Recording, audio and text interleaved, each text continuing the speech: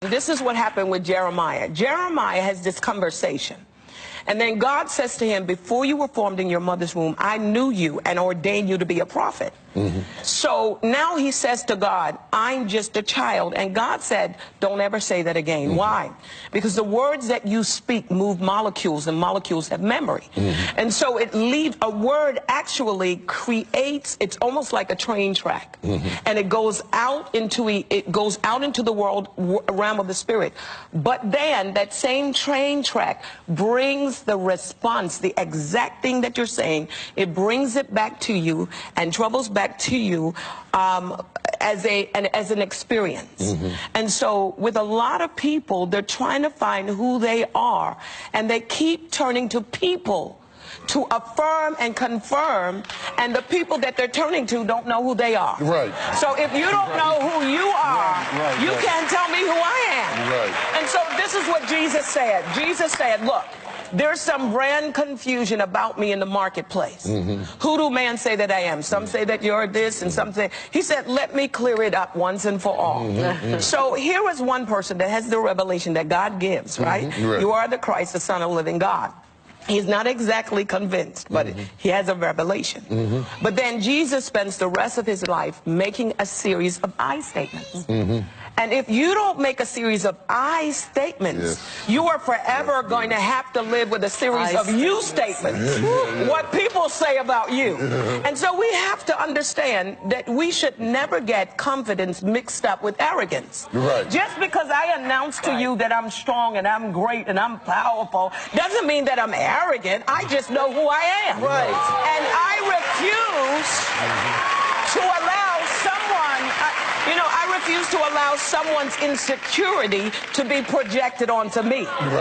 Your insecurity is not an indication of my insecurity. And we run around, back to what you were asking, we run around turning to people that have never been where we're trying to go. And this is why I love Woman Thou Art Loose. Because women have an opportunity now to be a part of moments that people who have been or are going on a track that they're trying to get onto, and they have an opportunity to listen to wisdom. A lot of people have say they lack money. And when a person lacks money, what they usually do is they run to another person who has money and tries to borrow the money. But what a person needs when they don't have money, they don't need money, they need information. And what we don't want information, because it means that truth demands a response. Absolutely. And it means that you're going to have to give up ignorance in order to apply, wisdom. And so the greatest enemy of an individual in life is not the devil. The greatest enemy of any believer is ignorance. We don't perish because of a lack of money. We don't perish because of drugs or alcohol. We perish because of lack of knowledge. And this is why TBN is so powerful. And your ministry is powerful because it's knowledge-based.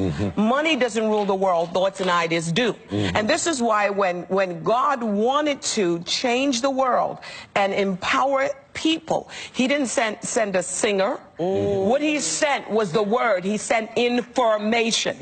And in this world, the world blinds the minds of so many people. And I believe that conspiracy is not a theory. If you've been educated in secular education, they gave you language recognition, but they did not give you language comprehension.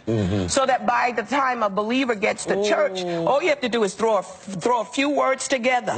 They can recognize the word, but there's no comprehension. If there's no comprehension, there can be no application. If there's no application, there can be no manifestation. And so what God does is he preaches to the minds of believers. He said, being transformed by the renewing of your mind. So you come to church not from emotionalism, but you come to church to learn to think. And this is the phenomenon of the prodigal son. The Bible said when he came to himself, he said to himself. And it's not about what people are saying about you that messes you up. It's what you are saying about yourself. Absolutely. I was going to say. Oh my God. Absolutely. Absolutely. And we don't have to wait for a prophet prophesy. All right. You can prophesy over your life every single day. Every day. And this is what a confession of faith is all about. What are you saying over your life? What have you put out in the atmosphere? And this is the issue. A lot of times we want to blame people. We want to blame situations.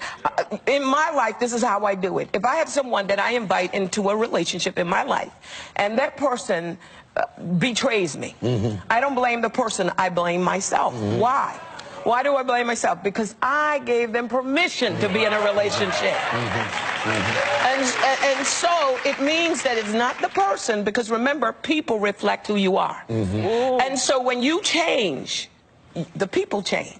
So we try to change things in people and not change ourselves. Absolutely. But the moment you change, everything in heaven and earth begins to conspire to accommodate your change. How important, because most people don't know themselves. They're not in touch with themselves. They don't investigate themselves. They're afraid to spend time with themselves.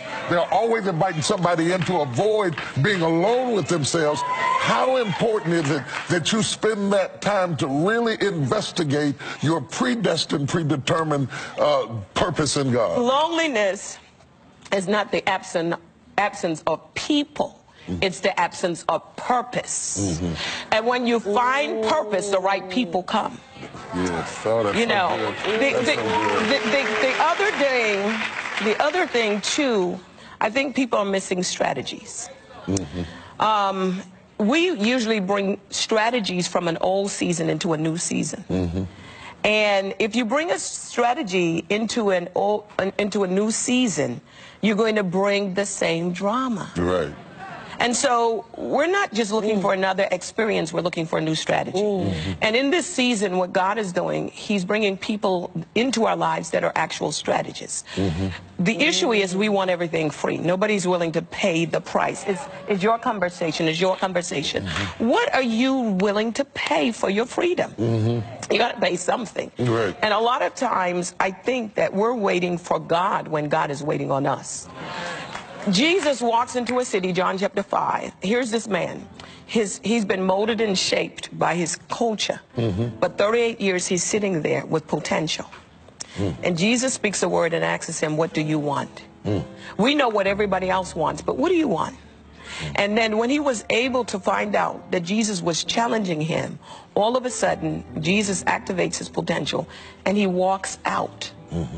38 years, he's immobilized because he doesn't know who he is. But then one word changed his life.